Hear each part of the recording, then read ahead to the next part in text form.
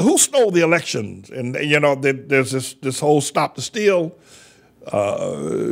mantra that Trump and his people are now making known over the last year, that the election was stolen by Joe Biden.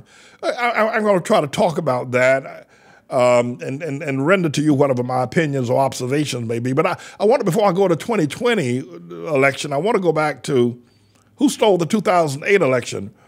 And this is something that will probably take a little bit more of a refined and a closer look, mine, at the fact that Barack Hussein, the long-legged Mac Daddy Obama, stole the 2008 election. But Hillary Clinton did not raise the kind of objection that Trump is raising. But it was stolen. But not just that. Here's something I want you to really consider. And you can disagree with it, but at least consider it. And in your disagreement, do it in a logical and a way, not just out of just dismissing it out of hand or dismissing it out of some sort of cultural, personal anger or angst or disfavor. But listen to this and really debate it in your heart and mind, that Obama stole black people's blackness. And he used black people's blackness to be able to lift him to the presidency. Because were Obama not using blackness, if he had used his whiteness, because his mama was white, the Bible says you're the race of your mother, but you don't have to agree with that. You don't have to agree with the Bible. I don't expect you to agree with the Bible. But let's say he had used his whiteness. He would have never become president. The thing that he ran on, he didn't run on, even though he talked about health care, that wasn't what he ran on, and that's why people voted for him. He didn't run on the infrastructure. He didn't run on, military procedures, NATO operations. He ran on he ran on our blackness. Now, you can say, well, President, he looks black. I mean, he looks like, no, but the boy is white. Obama got a white mama. Come on now. Come on. And what he did was he stole our blackness to become president. Because without our blackness, he'd be just another Joe Blow. By the way, whatever happened to Jeremiah Wright? He built an 8,000-member church, United Church of Christ, out there in Chicago. When Obama ran for president, Jeremiah Wright said, no, not God bless him, Mary. No, but you know what he said. Whatever happened to Jeremiah Wright? He just disappeared, left an 8,000-member church because Obama was now president? What was going on between the two of them? But getting back to the other subject, here's what I want you to consider. You can disagree with it. You can argue culturally, socially, racially, genetically, biologically, or whatever way you want to do it. And I'm willing to entertain. I'm willing to give you the floor to entertain that Obama is black. You can say that if you want. You can say that. And you can disagree with the Bible. But what I do want you to consider, he ran on blackness. Ain't that what he did? He ran on blackness. That's what he ran on. He didn't run on that public policy. He ran on blackness. And then check this out. Here's the thing that I really want you to consider. And just honestly, as a person of integrity, really consider this. He ran on blackness, stole our blackness, and did nothing for us once he got there. Black people are still poor, still shooting one another, still living in ghettos. Homelessness is off the charts. I mean, he ran on blackness and then didn't. Charlemagne the God raised the question, and a whole lot of people raised the question about why didn't Obama do more for black people? Obama had a meeting with Anderson Cooper, thought he could do something cute, and had Obama meet at one of the gangster high schools in Chicago. And to have some of the young boys from Chicago meet with Obama after he started this 100 man, a man up thing. And the people, with CNN, the power of CNN, a camera, and Anderson Cooper and Obama together in a high school, they couldn't get one person to come to sit down and talk with Obama that was a black man who was a college graduate. A couple of things, they went to college, but they dropped out. Because listen to me, don't just hate me. Just don't dismiss me. He stole our blackness and then used it to become the president. And then after he got there, they gave nothing in return. He gave nobody black anything. Ask Cornel West. Cornel West will tell you. Ask all the black folk. They'll tell you. He gave nobody black anything. Stole it like a thief and used it to become president. Because without that blackness, and y'all know what y'all said, Obama first black president. Obama first black president. Yeah, first black president. Obama first black president. And we black people got to stick together. Now, I know that irritates you. I know it does. That's why I do it. Because it makes you think. It makes you look stupid. It makes you look silly. Our first black president. And he did nothing for you. He did nothing for you. He did, you know, Storm Thurmond and white folk. George Wallace has done more for y'all than Obama did. He stole it. So talking about stealing elections, he stole it from Hillary Clinton. She just didn't raise any sand about it. But you know what's worse? Black people turned their backs on Hillary and Bill Clinton. So here comes Hillary again. She waits 8 years for Obama finally to, you know, move on. And here she comes. She runs again. She thinks she's got a lock on it. And Trump steals it from her. I guess Hillary said, I can't win one way or the other. What on earth is going on up in here? But, you know, the reason why Hillary lost is because nobody genuinely believed that Obama was for her, even though he campaigned for her. Jay-Z and Beyonce came out, but nobody genuinely believed because there had been such angst going on between them. And then black folk didn't come out to support Hillary. She was relying heavily on the white vote. If black folk had come out to vote for Hillary, Donald Trump would have had a snowball's chance in hell of winning. But black people abandoned. You know, something, all people do this. All people do this, what I'm about to say.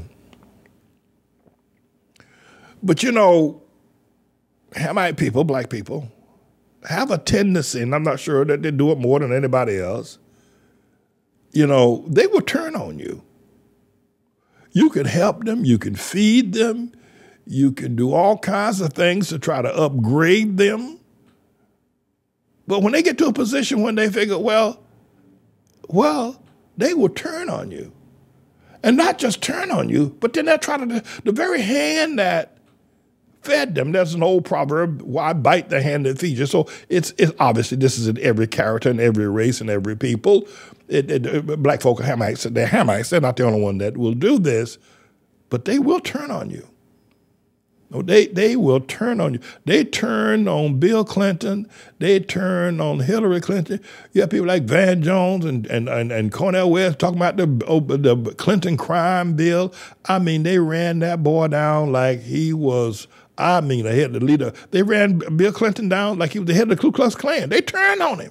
After all he did, first they said they had Maya Angelou had a meeting at the Kennedy Center and said Bill Clinton was the first black president, and they gave him an award. And Maya Angelou and these right of the bluest eye said that can't nobody be a better black president. Nobody, not even a black man, can be a better black president than Bill Clinton. That's what they said about him. But when Obama came along, they turned on that boy like a snake. They turned on him, then they turned on his wife, and that's why she lost the presidency. Both times. Both times. Both times. And with Obama and then with Trump, they wouldn't come out and support her. If they had come out and just voted the way they normally do it, vote the way they vote for Obama, Trump would be up here in New York someplace hanging out with Omarosa or something. But, people will turn on you. One of the things I think that prohibits a lot of people from going further, stretching out to help people is that they realize that once people get on their feet, they'll turn on you. And so that's what happened to Hillary. They rejected her. So the election was stolen twice. So Trump now is Trump is now saying that Joe Biden stole it. This is what I drove up here today to tell y'all about, is that Trump is saying that Biden stole the election from him. Were I advising Trump, I would tell him never say that. never say that. Never. You don't understand what you're saying. Well, and when you try to talk, and I try to talk to some of his people, right? Well, there was a deep state. There's a whole lot of leftover Obama people in the White House, in government, in the Pentagon, the deep state. And they're the ones that worked against Trump the whole time. But here's what you say something else, but don't say that the people in the Pentagon, the White House, government were more powerful than Trump's people in the White House, in the Pentagon, in government. And by the way, Trump had the levels of power, the most powerful man in America. You mean to tell me that unknown people in a deep state could take down the president of the United States of America and steal the election from him? Even if they did, black people argue about whether Joe Louis and Rocky Marciano beat the snot out of Joe Louis. Black people still won't save either. Black people, the brown bomber, he didn't get beat. He didn't get beat because they don't confess. For Trump to confess that somebody was smart enough, that person that was smart enough was Joe Biden to actually steal, I would not do it. I look at that people, I say, what the heck? Who is Trump got over advising him? This is the most asinine, ridiculous approach to what took place that I've ever heard.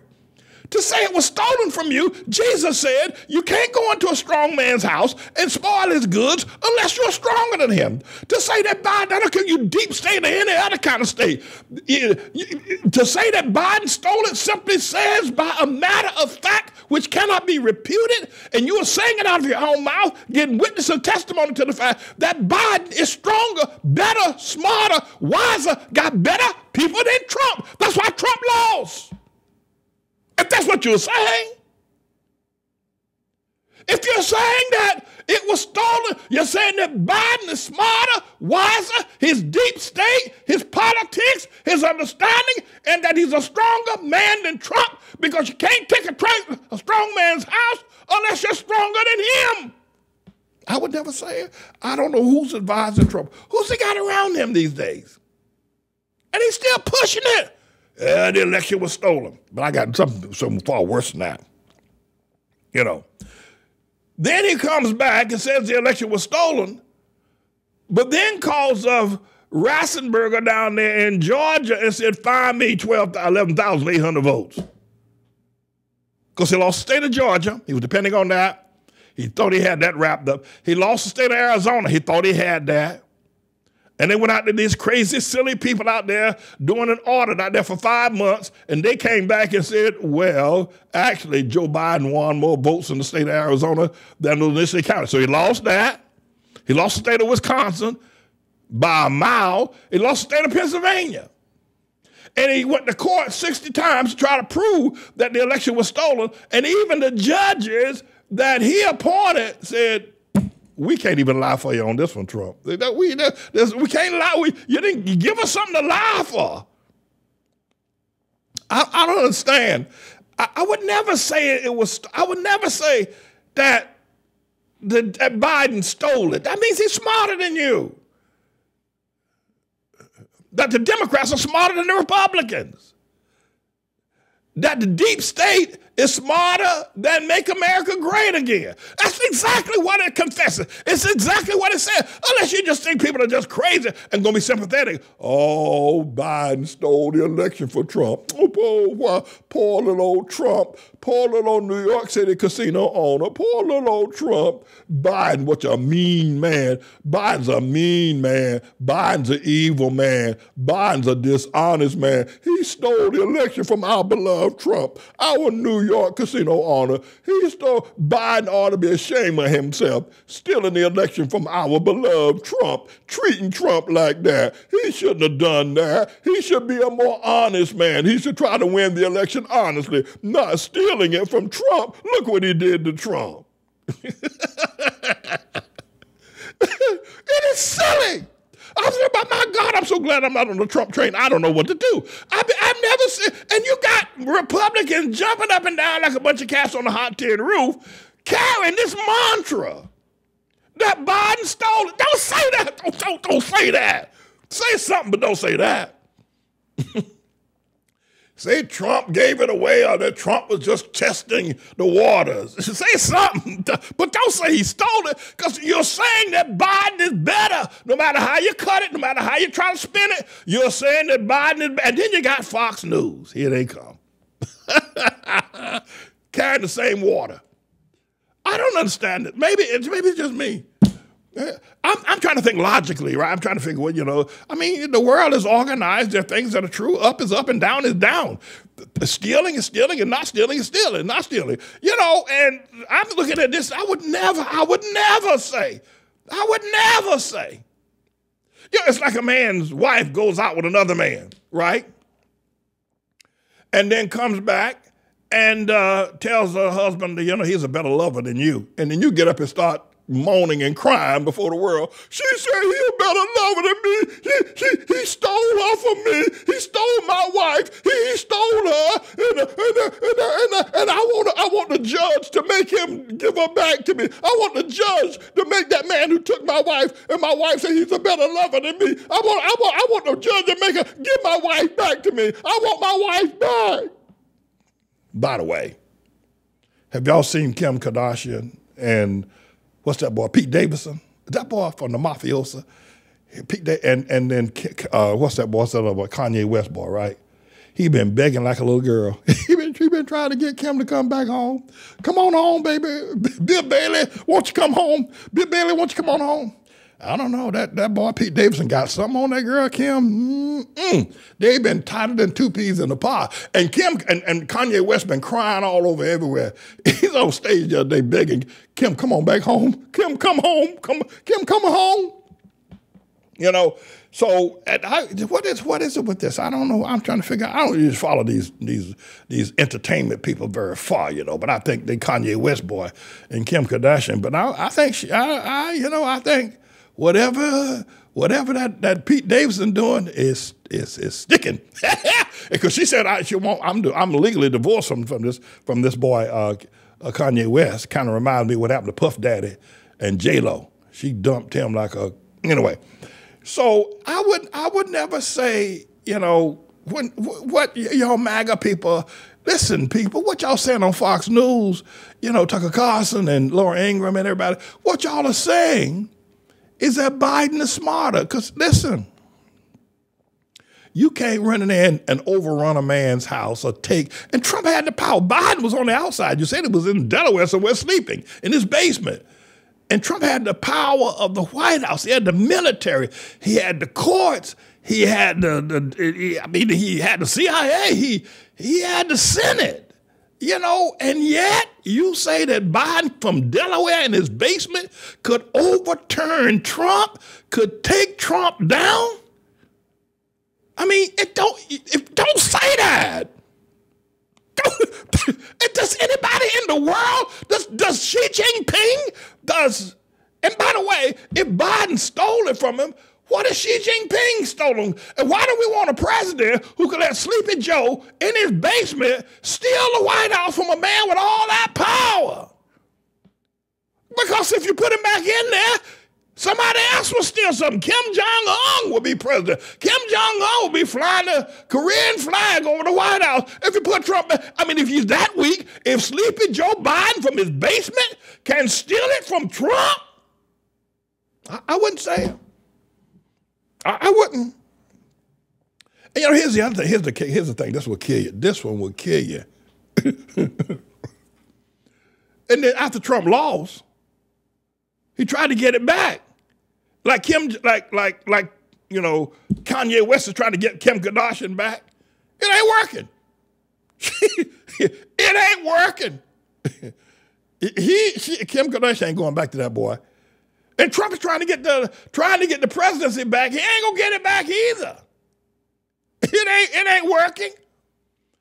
So not only if Trump lost or it was stolen by Biden, Biden has also got a grip so powerful that Trump can't take it back. Joe Frazier and Ali have a fight, and then Ali wants a rematch, right? Say, I want a rematch, right? So Joe Frazier gave him a rematch. Biden gave Trump a rematch and beat him again. I mean, this is so. I'm trying to figure out what is going on in the world today that we don't have people who have better logical, philosophical understanding. The Republican Party, or at least Trump and his boys, they're not thinking clear. Don't say that. Don't say he stole the election. Don't say it. Don't say that. Because you're confessing weakness. And then try to get it back and lost it again. So I guess they're not going to listen to me. They probably don't want to hear nothing I have to say. But I thought they were smarter than that. I thought the Trump people were smarter than that. I thought Trump was smarter than that, quite frankly. I'm embarrassed that I even gave him my endorsement. Talking about, man, the man took your wife, said she's a better lover than you, and now you're out there crying to the judge to make her come back home? Lord have mercy. Anyway, everybody, I'm James David Manning. I'm the Lord's servant, and we got an interesting year ahead of us. Just think what my life would be like if I decided to embrace Black Lives Matter, or embrace Obama, or embrace blackness and defend people like Andrew Brown or Michael Brown or Trayvon Martin, or if I embraced LGBTQ and said, man, and myself perform marriages. Imagine the wealth that I would have. Imagine how often you see me on the news, and and all the people of the community would be worshiping and saying what a great preacher and great pastor I am. You do know that would happen, right? I want you to consider that I will not and never under any circumstance, nor the threat of death, ever go anywhere near thinking about doing anything as satanic as that. But what I do want to ask you to do is to consider my righteousness. I'm the Lord's servant, and you might want to help me. You might want to say, well, listen, especially if you're at retirement age and your life is settled and your income's, you're pretty much settled for the rest of your days, but you have excess, so you have what you can give, or you can make this ministry. You can further this word to reach the 50,000 righteous men through your giving. Maybe you have stocks, or you have bonds, or you have properties, houses, or land, or jewelry that you could just give to the ministry, cars, automobiles, paintings. I'm just going to give them to that ministry. If Jesus is coming back to Harlem, to 123rd Street, then I want to give my possessions to prepare a place for him. Jesus said he's going to prepare a place for us, but I'm going to give my possessions, my paintings, my gold, my jewelry, my stocks, my land, my property, my houses, to prepare a place for him when he comes back, that the land would truly be holy ground. For James David Manning is his servant. Thank you for doing that. You'll know how to give. The Lord will show you how. But start doing it immediately. Time is of the essence. When you see the school called ATLAH, you see righteous boys and girls, always standing with the sword of the mighty God, as righteous leaders all over the world. We'll never turn to the left or the right. We shall prevail in all our fights, and we will say like Honorable Manning says, ATLAH, that's what God says. And we will say like Paul our teacher